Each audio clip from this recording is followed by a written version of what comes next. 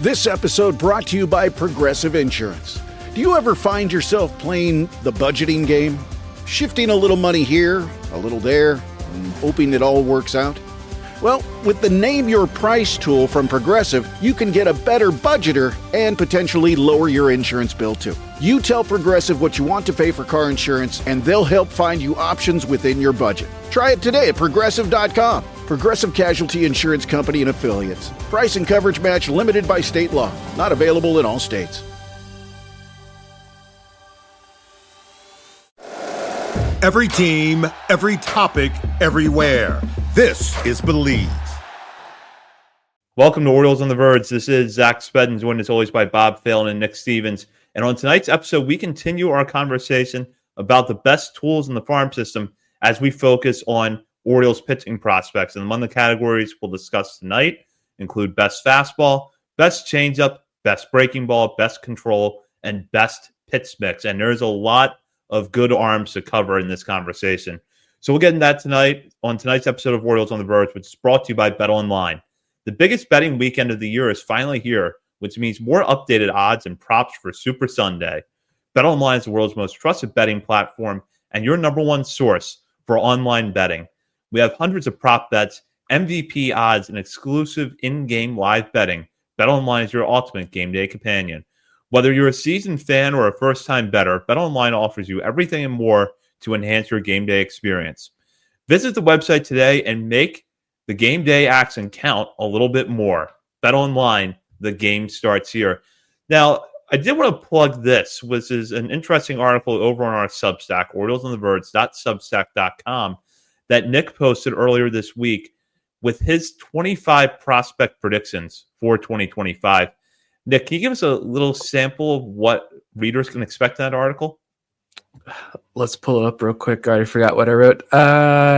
Yeah, I was just kind of looking around, didn't write anything last week. So looking around for some inspiration, and it came from Jake Rill over at MLB.com.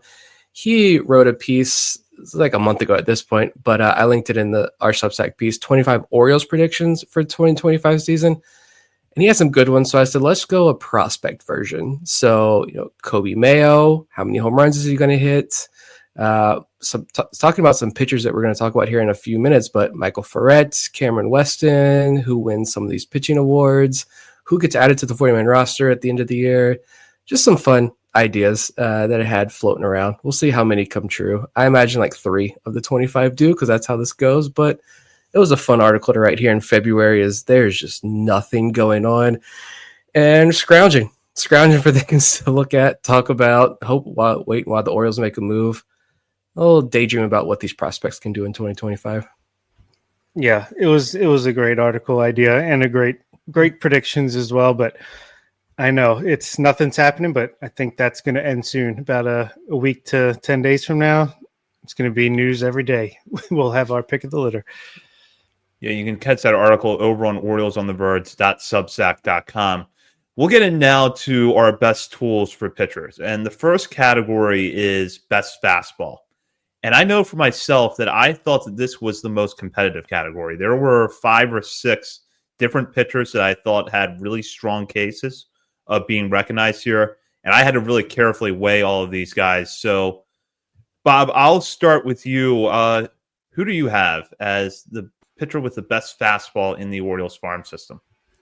Well, I almost went with one guy for 3 different categories here, and I ended up not going with the fastball, so I will leave him for one of you guys, I'm assuming. But the guy I ultimately went with was Patrick Riley, who was acquired for Billy Cook from the Pittsburgh Pirates at the trade deadline, a sneaky great trade that we made amongst many. That day was crazy. But Riley, I think you've seen maybe you haven't, but you should check out the YouTube video from Tread where he's like, all right, they're trying to get him to ramp up his velocity, and like every pitch is a little bit higher and higher, and then he hits 100. Like, he's got an incredible fastball that he can lead with and work everything off of.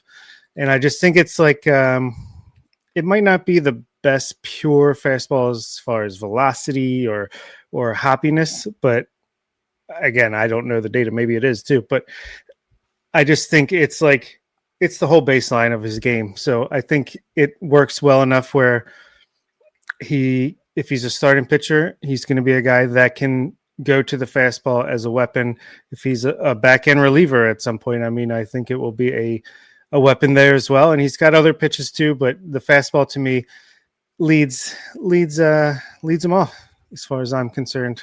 I'd love to hear what you guys think. I want more trades like that to happen this coming year, and I think we are going to see a few more like that with this big Rule 5 class. But I know Billy Cook is a Rates and Barrels icon right now. I think it was like 9 straight episodes he got to mention. But when you play for the Pirates, and there's not a whole lot offensively, you get your love over there. Patrick Riley's a great one. I wanted to go with Riley. There's a lot of great articles out there about his fastball specifically and his whole repertoire. So I'm pretty stoked to see what the Orioles do now that they have this whole offseason getting their hands on him. But I probably took the low-hanging fruit here, and I'm going to say Keeler Morphe, mostly because of the velo. Like, when you average, he's 18 years old, 17 years old. When you're averaging 97.5 miles per hour and you're touching 100 multiple times, and not just early on in the outing either. This is into like the third inning. As a 17-year-old kid in the Dominican Summer League, he was still touching 100. And you can throw it for strikes at that age. I went with Morphe.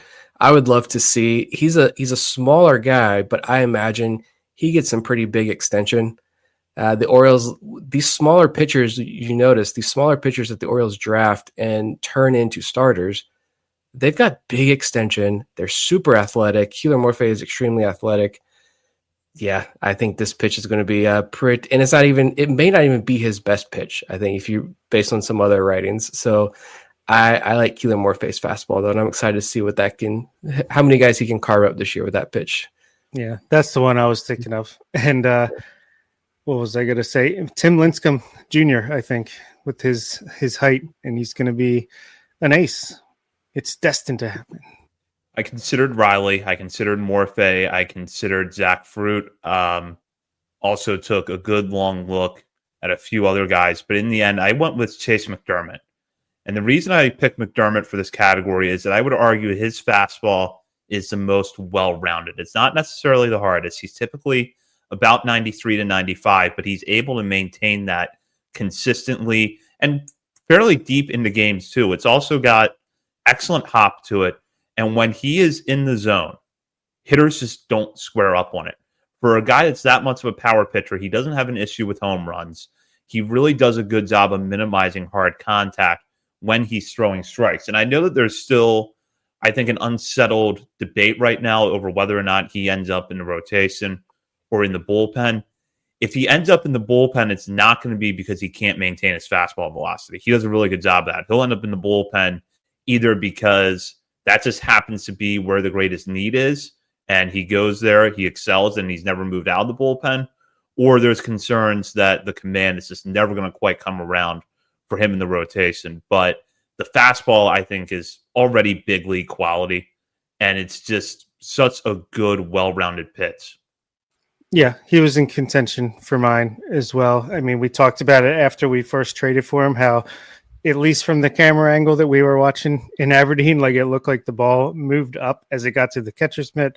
So you love the Chase McDermott fastball. Say what you will about Keith Law, but he had an awesome line about Nestor Erman's fastball in a recent article where he said it looks like he's chucking pills of aspirin at hitters, which was pretty cool.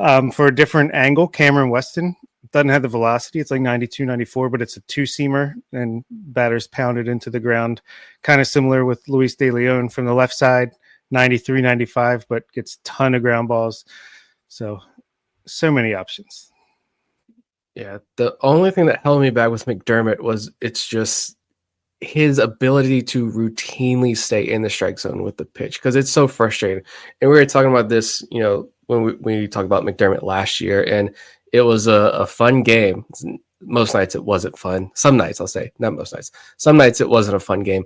But you can look at Chase McDermott's final box score line if you didn't watch the game when he was down there in Norfolk, and you pull up Baseball Savant, you could guess exactly what percentage of his fastballs he was throwing in the zone. And when it was a bad night in the box score, it was like 30%, sub 30%. He's throwing that pitch in the strike zone.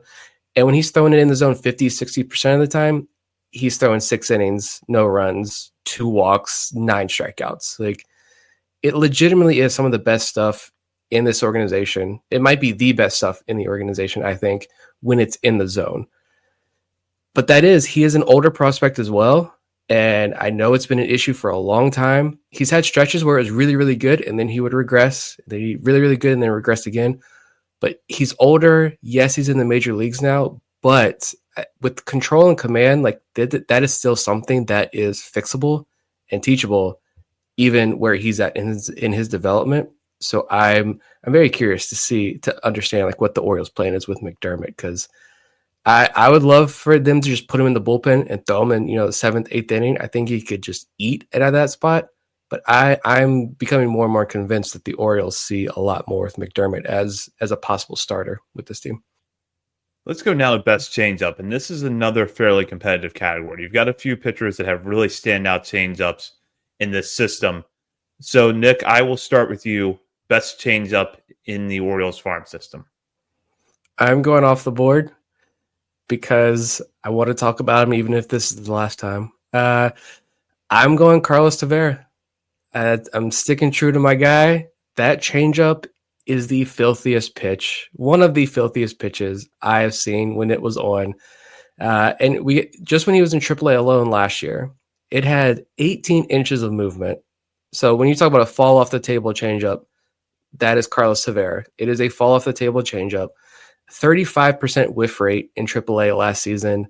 For comparison, I don't know if either of you guys are going to say Cameron Weston, but Cameron Weston had a 40% whiff rate with his changeup in AA last year. So compare Tavera's 35% in AAA.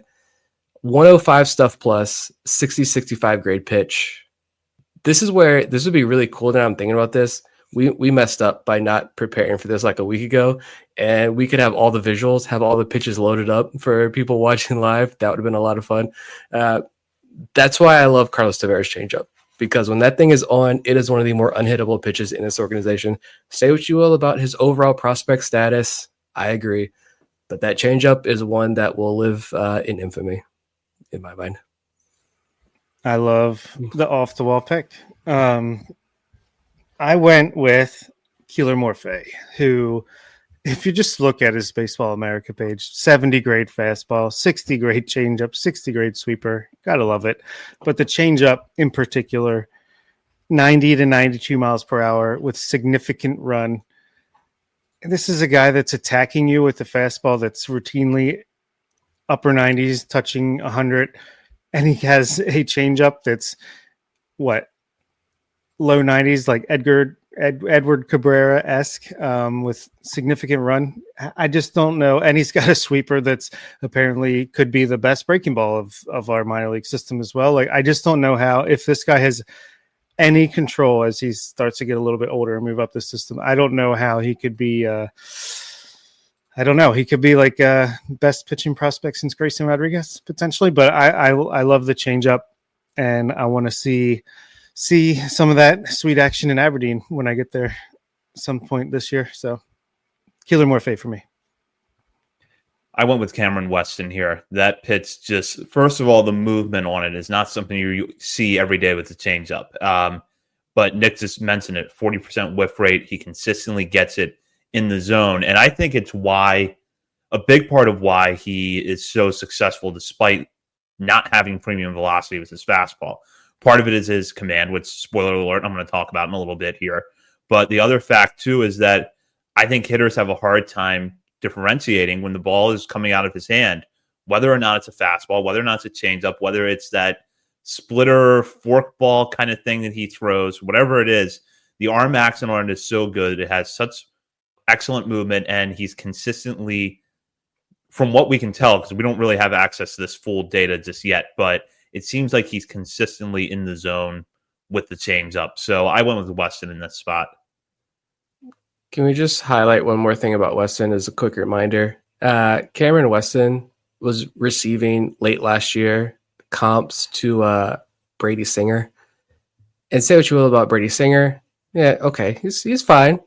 We'll see what he does at Great American Small Park this year. But when you're an 8th round pick out of Michigan and probably viewed as more like a relief prospect, to get Brady Singer comps, I think that speaks to just how underrated Cameron Weston is in the system. Yeah, Weston's up there. I think at one point I've heard his changeup was compared to new Yankee Devin Williams, the airbender style changeup from a different arm angle. I mean, that sounds incredible. And that was when it was thought that maybe he would just be a reliever long term, but last year proves he could do this as a starter for sure. So yeah, Weston is a great pick as well. I think Luis De Leon, we've heard, again, great things of his changeup from the left-hand side. That's kind of similar to Morphe's with the significant run, maybe not quite the velocity. I don't know. Many people throw 90-mile-per-hour changeups, but that was another one I considered. This episode is brought to you by Progressive Insurance. Do you ever think about switching insurance companies to see if you could save some cash? Progressive makes it easy. Just drop in some details about yourself and see if you're eligible to save money when you bundle your home and auto policies. The process only takes minutes, and it could mean hundreds more in your pocket. Visit Progressive.com after this episode to see if you could save. Progressive Casualty Insurance Company and Affiliates. Potential savings will vary. Not available in all states.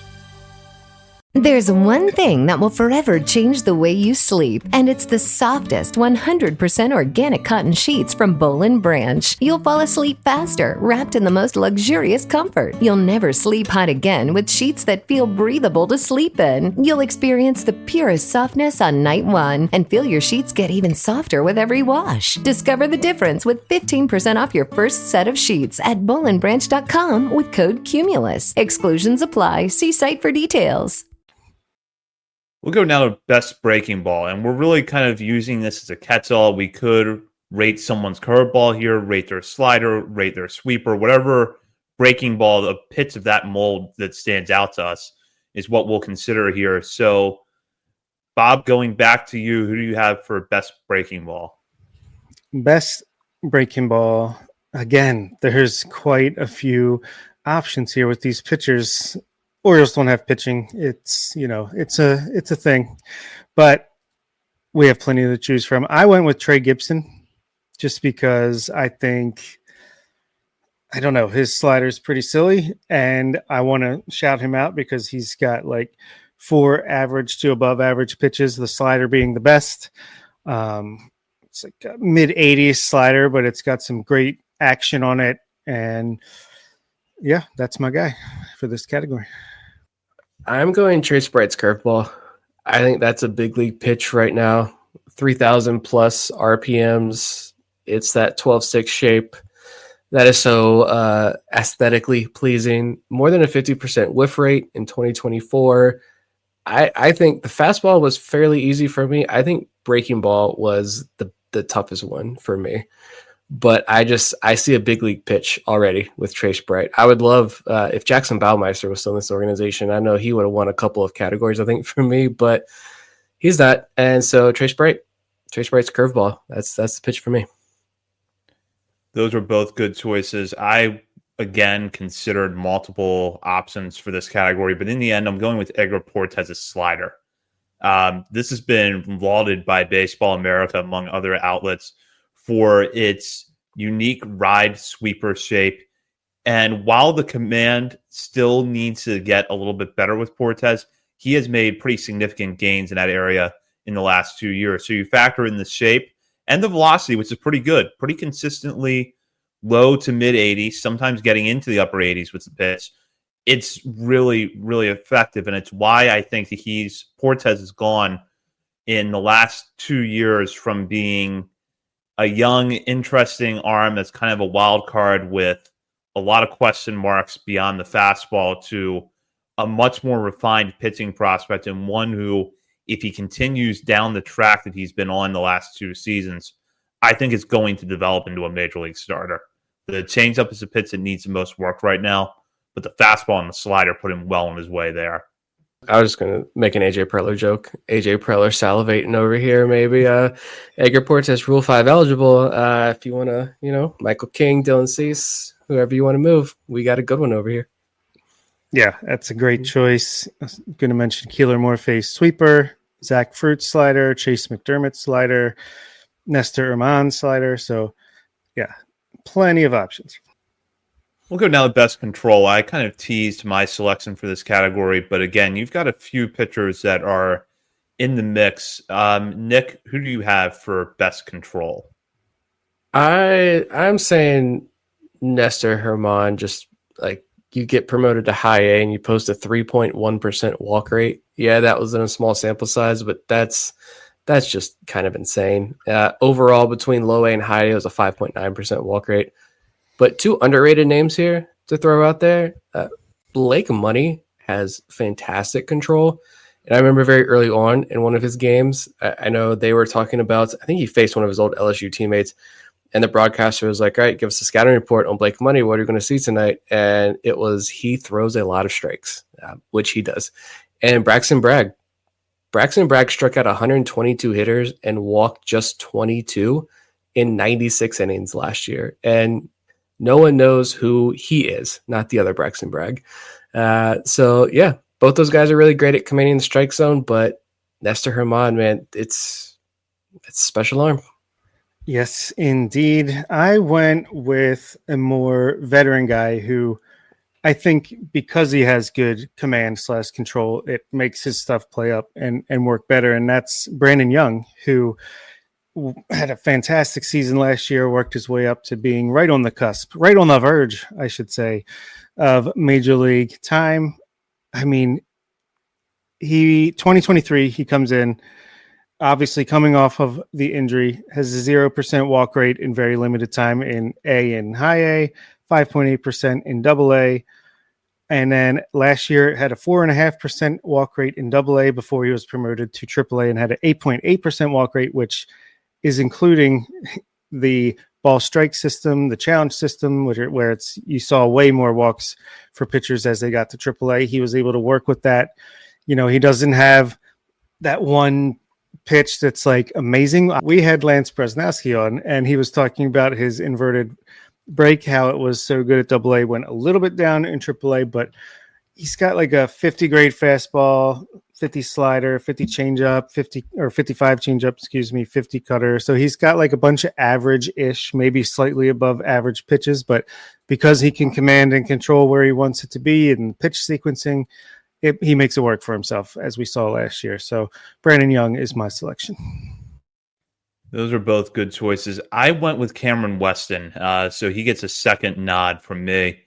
What jumps out at me about Weston, and I touched on this earlier when I was talking about his changeup, he has such a broad pitch mix, and it doesn't feel like there's a pitch that he can't get into the strike zone. And he has done a really good job throughout his career of keeping the walks low. He had a 6.6% walk rate at Bowie last year, which was the best of his career at any level to this point. Otherwise, he's pretty consistently been around 7% outside of a kind of high walk rate that he had at Aberdeen, or high by his standards, over his short stint there this past season. But his command is so good, and I think it's, again, a reason why he has really shot up prospect rankings in the last couple of years and should hopefully be in AAA this year. And as long as he's able to make the adjustment to the automated ball strike system, I think it's going to continue. Going back to Young for one more second, I'm convinced that 8.8% walk rate. I remember somebody reaching out after when he got added to the 40-man roster and like, any concern? He walked 4.5% guys in double A, and then he walked 8.8% in triple A. And I will say absolutely not, because that's still way lower than what he was walking, pre Tommy John surgery back in 2021. And I will say this again. He had one outing in AAA where it wasn't a huge sample. So he had one outing where he walked 4 guys. And that was the outing where it was announced that he was like extremely sick and probably shouldn't have pitched that night. So how low should that walk rate have been for real in AAA if he was healthy for that outing? That stood out to me. So I think Young, he's proven it with the AAA ball. Yeah. That's some of my hesitation with Young, is all of those elite numbers that were originally highlighted by Lance in his Substack and then coming on the podcast to talk about it. Yeah, they get diminished a little bit with the big league ball in AAA. And yeah, the control, we see the walks go up with a lot of these guys with that ABS system. But I think Young did a really good job of counterbalancing that when he got to AAA himself. So, yeah, like you said, that one game where it really is an outlier on his season. And plus, like I mentioned, the ball strike, how many times have we heard Chase McDermott? He's not as wild as you think. He's always right around the zone. But if it wasn't for this, robo umps, then his walk numbers would look so much better. I think it's probably similar for Young. Another option that I thought about here was Alex Pham. I know he's got a similar type of thing as Young, where he's got a bunch of average to slightly above average pitches and always right around the zone. So that was another option for me. We'll wrap this up with best pitch mix. And in this category, we're really just looking across the board at what pitchers have repertoires that, from their fastball to their changeup to their breaking balls, maybe even a cutter, which we know the Orioles like to teach, what stands out the most. So it's not necessarily about who's the best pitching prospect or who has the best single pitch, but just across the board, whose pitch mix do we like the best? And I will let Nick start this one. I'm going back to Nestor Herman. 5 pitches. Every single one of his pitches ranked in the 85th percentile or higher in whiff rate. All 5 offerings have a 50-plus grade on them.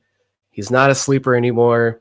The fantasy community is well aware of him. The national prospect rankings are all shooting him up their rankings, top 10, and a lot that are coming out here lately. So the secret is out in Nestor Herman. And yeah, another line, again, hate to do it, but shout out to Keith Law. As Keith Law mentioned in his write-up that he released today, outside of the shooting aspirin with the fastball, he also said, if he can convert this to the next level, he said it's not back end starter stuff. It's like, AKA, this is maybe not top of the rotation, but this is a guy who could be a 2, a 3. He's somewhere close to the top of major league rotation if all goes right for Nestor Herman. And the kid, look up his numbers at University of Seattle, where he came from. They produced a pretty good guy in Tariq Skubal, but look at his college numbers. If Nestor Herman, all the praise he's getting, we've been highlighting him for months and months and months. But when the national media really starts to take note and highlighting just how good of a pitching prospect this is, and it's not just Eric Longenhagen now, it's Keith Law, it's Baseball America, it's literally everybody. I don't know if MLB Pipeline's come out with their top 30 yet, but we'll see what they have to say about Herman. But it's everyone that's come out the list so far is so high on Herman. When the Orioles draft these pitchers and they got a 6 ERA or their number, you look up their college numbers, like, who are these guys? Oh, their college numbers suck. Michael Eyes can't draft pitchers. You're wrong. Like, this organization is doing a fantastic job of identifying pitchers with elite stuff, that moldable clay that they are turning into pretty fine pitching prospects. Absolutely. Yep. And speaking of that, my pick, Michael Ferret, who is another later round pick who has tremendous stuff and a great pitch mix, a great arsenal. He's got 2 different fastballs that range from 55 to 60, depending on what grade you want to give it, a 4-seamer and a 2-seamer. He's got 2 sliders that are average to above average, a sweeper and more of a gyro slider. He's got 2 changeups, which you could grade at a 50 to 55. He's got a slider that grades around the same. So he's just got a bunch of plus pitches, like six plus pitches potentially, and decent control and command. And he's still super young. He's going to spend most of the year, I believe, at 21 years old this coming season, and can only imagine he's going to continue to improve. So again, another guy that could be a top 100 prospect by the end of the season by at least one outlet, maybe multiple. So yeah, give me Michael Ferret as the best pitch mix. I considered a few guys for this category. I considered Michael Ferret. I actually took a long look at Zach Fruit here as well, because I think that his pitch mix has really come a long way in the last 2 years. But I agree with Nick. I'm going with Herman because the fastball looks like a big league pitch, and everything in his arsenal right now is just working for him. He commands the pitch as well. And this is something from Baseball America. His curveball had a 22% swing and miss rate, and it might not even be his best breaking ball. It's debatable whether or not the slider is actually better than the curveball, and that tells you a lot that someone that can generate a swing and miss rate of 22% with a breaking ball, and it might not be their best one. So it's really a good pitch mix. And I agree with everything that Nick said. He's jumping up national rankings for a reason, and you're going to be hearing his name a lot in 2025. Yeah. Yep. And Big fan. a pitcher who we're not going to see this year, we didn't see last year, we're not going to see this year, who I think probably would have been a pick of one of ours in at least one of these categories as well. Like Kiefer Lord's still here. We have yet to see Kiefer Lord, and he has some pretty tremendous grades on his stuff as well. And then I also thinking about, diving into this a little bit more in preparation for tonight. You talk about best breaking ball, to go back to that for a second. Like I would have 2 years ago, I don't know if we've done this every year or not, but I feel like Carter Baumler was on this list as well. And hopefully he gets some innings this year and can finally stay healthy. Like the pitching, when you really dive into it and breaking it down like this, yeah, we talk about the pitching prospects in the system a lot, but it's got me even more jazzed up diving into some of these guys and their specific pitches a little bit more. It's every single night. We're a couple weeks away. Every single night, turn on MILB TV, and you're going to be able to watch a pretty fantastic pitching performance from an Orioles minor leaguer, I think. Absolutely. And that's what I'm most excited about, honestly, this year, the international guys, and continuing to watch the pitching. And another name to watch, even though he hasn't pitched professionally yet, Chase Alsop.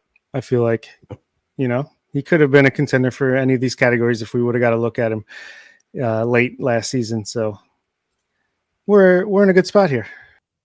Absolutely. That does it for this look at best tools. We broke down hitters in our last episode, and we broke down pitchers in this episode. And we'll have plenty more coverage for you leading up to spring training as we're getting close to pitchers and catchers reporting in the middle of February. We'll be back next week. In the meantime, you can check us out on our many social media channels, including Facebook, Instagram, Threads, X, TikTok, YouTube, Blue Sky, and Twitch. We're also over at Substack, OriolesOnTheVerge.substack.com. And while you're browsing around the internet, be sure to head over to our Patreon community and sign up to become a member today at the $3, $5, or $10 levels. It's not too late to get in on the top 50 prospects countdown. We still got a ways to go there. And of course, once you sign up, you'll have access to all of our prior recordings from that countdown and plenty more bonus coverage to come during the regular season. For Bob Phelan and Nick Stevens, this is Zach Spedden. You've been listening to Orioles on the Verge, presented by BetOnline and part of the Believe Podcast Network. If you're a facilities manager at a university, you know students rely on the cafeteria for breakfast, lunch, dinner, and the occasional late-night snack. So when a dishwasher breaks down and dirty plates pile up, the mess hall can turn messy in the blink of an eye. Enter Grainger. With over 1 million industrial-grade products and fast delivery, the product you need now is never far away. So you can turn that dishwasher back into a lean, clean washing machine. Call, click Grainger.com, or just stop by. Grainger, for the ones who get it done.